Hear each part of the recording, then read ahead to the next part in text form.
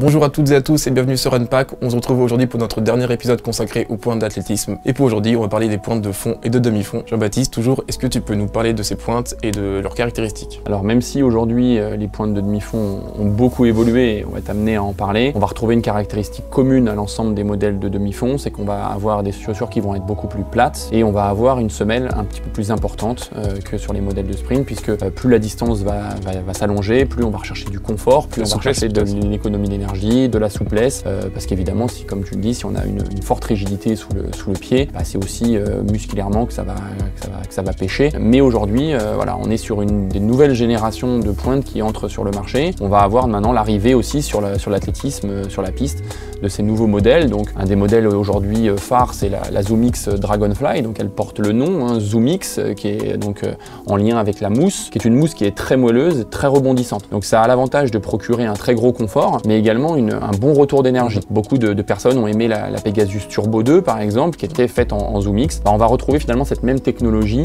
dans la pointe. Après, on va avoir par exemple dans le cas de cette Dragonfly, une chaussure qui donc ne va pas présenter de plaque carbone. Tout l'intérêt de cette chaussure se retrouve finalement dans la mousse et aussi dans cette capacité de bascule qui a été créée sur cette pointe. Donc l'avant de la chaussure est assez rigide, mais l'arrière est tellement confortable que lorsqu'on arrive et qu'on passe dessus, tout de suite en fait on bascule et on se retrouve sur une pointe qui est très confortable et qui va être utilisable sur toutes les disciplines finalement du demi-fond. Aujourd'hui, Nike la recommande sur du 1500 mètres jusqu'au 10 000 mètres, mais on se rend compte aujourd'hui qu'elle est utilisée même sur du 400 mètres et avec des personnes qui font de très bons résultats, même sur des distances plus courtes. C'est celle qui a été, parmi les chaussures next-gen depuis 2020, la plus diffusée en France et donc celle qu'on a le plus vue. Mais il y a également une grosse nouveauté qui est sortie partiellement, puisqu'il n'y a eu que très peu de paires disponibles en France, qui est la Air Zoom Victory. Donc là, on l'entend aussi dans l'appellation de la chaussure. Air, parce qu'on va avoir la capsule d'air qu'on a retrouvé dans la MaxFly ou qu'on retrouve sur les paires de route. Zoom, parce qu'on est sur la technologie Zoom et non pas ZoomX. Donc on va pas trouver cette mousse rebondissante, mais par contre on va trouver cette plaque en carbone. Donc la combinaison de la plaque en carbone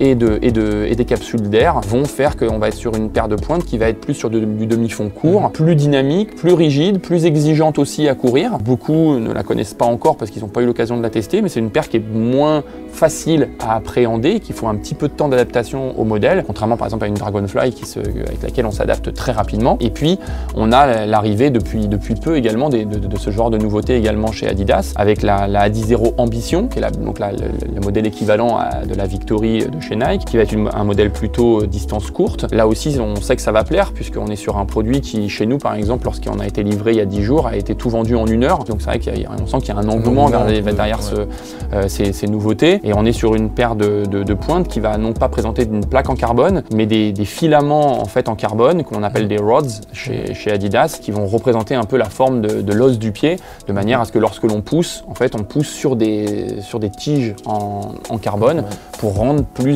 d'énergie là aussi. Comme sur le modèle running qu'ils ont sorti. Exactement, tout à fait, comme sur les modèles de running. Et on va retrouver également une mousse en Light Strike Pro, donc qui est la même mousse que l'on retrouve par exemple sur le modèle de marathon de chez Adidas. Et puis après, on va donc trouver la Adizero Avanti Tokyo, qui est donc la grande concurrente entre guillemets de la Dragonfly, qui elle va arriver sur les distances plus longues, donc là aussi du 1500 jusqu'au 10 000. On verra si elle aussi est adoptée sur les distances plus courtes, mais en tout cas, elle va arriver sur les distances de demi-fond. Et on va retrouver là aussi ce système de carbone avec une mousse là aussi rebondissante. Donc c'est vrai qu'on a complètement changé de cap. Comme je le dis souvent, le carbone dans les pointes, c'est pas quelque chose de nouveau. On a eu l'occasion d'en parler à plusieurs reprises. Et aujourd'hui, on se rend compte que finalement, il faut mieux avoir 10 ou 15 grammes de plus dans sa chaussure, mais avoir beaucoup de confort et de rebondi, plutôt que de gagner à tout prix du poids, au détriment parfois des risques de blessures, du confort de course et de la capacité de relancer en fin de course lorsque le corps a envie de s'arrêter. Donc est-ce que maintenant tu pourrais dire que ces nouvelles pointes justement sont indispensables pour un coureur de demi-fond ou de fond? C'est vrai que je ne veux pas rentrer dans la polémique du côté marketing, mais pour faire un parallèle, j'ai envie de prendre ce parallèle qu'il y a eu il y a 2 ans lorsque la Vaporfly 4% est sortie. Le grand public, on va dire 95% des gens ont dit que c'était un peu du pipeau, faux, que ça n'apportait rien, que ça n'allait pas faire progresser les gens. Maintenant, ça a été plus que prouvé. Moi, dès le départ, même si j'étais pas un grand fan à la base du modèle, j'ai tout de suite pensé et dit clairement à notre clientèle que le modèle allait apporter un plus. Aujourd'hui, on le voit, toutes les marques l'ont fait. Dans toutes les marques, il y a cette typologie de modèle qui existe, avec des mousses et des plaques en carbone un petit peu différentes, mais en tout cas cet esprit-là. Aujourd'hui, je pense vraiment que c'est quelque chose qui va s'imposer aussi sur l'athlétisme. Et même si on le sait qu'aujourd'hui, les meilleurs mondiaux sont équipés évidemment de ces modèles et que même sans ça, ils seraient quand même sans doute les meilleurs mondiaux. Aujourd'hui, on le voit que des athlètes, même à l'entraînement, testent contre un copain ou une copine qui a le même niveau, eux avec les pointes, l'autre sans les pointes, ou sans ces pointes-là en tout cas, et tout le monde nous le dit qu'il y a une vraie différence, et plus la distance s'allonge, et plus on a l'impression que la différence est notable. Et donc c'est vrai qu'aujourd'hui, ça va devenir compliqué, je pense, pour quelqu'un qui veut devenir performant, de ne pas passer par ces modèles-là. Donc on peut penser que l'athlétisme, les chaussures d'athlétisme prendront le même chemin que les chaussures de running, et que toutes les marques du coup vont développer des produits next-gen. On peut voir aussi quand même que des athlètes commencent à masquer leurs propres chaussures pour courir avec des Dragonfly notamment. Donc on peut penser que ça va vouer à s'améliorer vers le futur, et que toutes les marques proposeront ces genres de chaussures. Alors j'ai envie de dire que c'est un souhait, parce que c'est vrai que si aujourd'hui on a cette possibilité justement de pouvoir étoffer l'offre et de le faire, c'est d'autant mieux. Maintenant j'en suis pas totalement convaincu que ça se fasse, parce que autant sur le running on a une population énorme, et on le disait tout à l'heure, on voit même des gens qui se baladent à des allures extrêmement réduites avec des modèles à 250 € au pied. Par contre sur la piste, c'est pas quelque chose que ça reste encore une niche quand même en termes commercial et de forts coûts de développement pour les marques. Ce qui fait que toutes les marques ne vont pas pouvoir proposer des produits next-gen dans tous les domaines. Donc c'est vrai que les grands leaders du marché que sont Puma, Nike et Adidas sans doute vont continuer à aller dans cette voie, et on voit encore aujourd'hui des prototypes qui sont en train de sortir et qui sont en train d'être testés, donc ils vont aller dans cette voie. Mais après sur les marques moins réputées entre guillemets sur l'athlétisme et qui sont des bonnes marques de running, on sait que ça va être plus compliqué, ou alors que les produits vont sortir à des prix beaucoup plus élevé. Si je peux faire un parallèle par exemple avec les modèles New Balance qui semblent très efficaces, on le voit aujourd'hui, il y a des records du monde aussi qui tombent, il y a des meilleures performances françaises qui se font avec des paires New Balance. Par exemple, l'équivalent entre guillemets de la Dragonfly de chez New Balance va sortir en France au 1er janvier à 220 €. Donc on est quand même sur un delta de 70 € contre la concurrence de Nike, même si le produit, j'y crois beaucoup et je pense que ça va être vraiment très bon.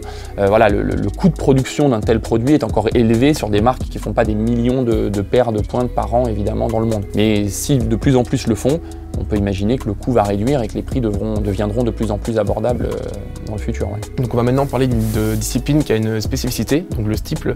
Est-ce que tu peux nous parler de cette épreuve justement et s'il y a des chaussures qui sont plus conseillées que d'autres? On a cette spécificité d'être sur une épreuve de demi-fond, encore une fois, on est sur 3000 mètres, donc ça reste pas quelque chose de très court. Et puis on a ces fameuses barrières à franchir tous les 80 mètres et puis cette rivière à chaque tour à franchir. Aujourd'hui, à mon sens, n'ayant pas encore pu tester la paire d'Adidas, aujourd'hui pour moi la paire la plus adaptée à la pratique du steep reste la Dragonfly. C'est vrai que par le passé, on était sur des modèles de steep, par exemple comme la Mamba, où on cherchait à évacuer l'eau le plus vite possible, parfois au détriment de la semelle et du confort qu'on en avait. Moi j'ai couru beaucoup avec les modèles d'Adidas ou de Nike en steep notamment, et c'est vrai qu'on n'avait pas un gros confort, et parfois ça finissait par taper à la fin de la course. Aujourd'hui, on voit que la grande majorité des personnes qui font du steep s'équipent en Dragonfly, et ça a vraiment changé la donne parce qu'on est sur un confort vraiment accru, des réceptions beaucoup plus agréables, et ça je pense que ça y est pour beaucoup. Donc clairement aujourd'hui des modèles dans le type de Dragonfly sont pour moi les modèles les plus adaptés à pratiquer le steep, et puis l'évacuation de toute façon se fait assez bien de l'eau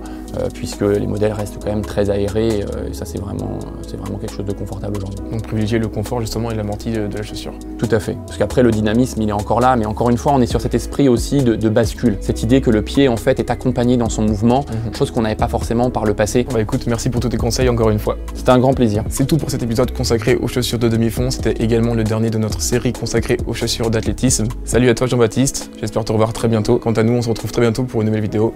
À bientôt.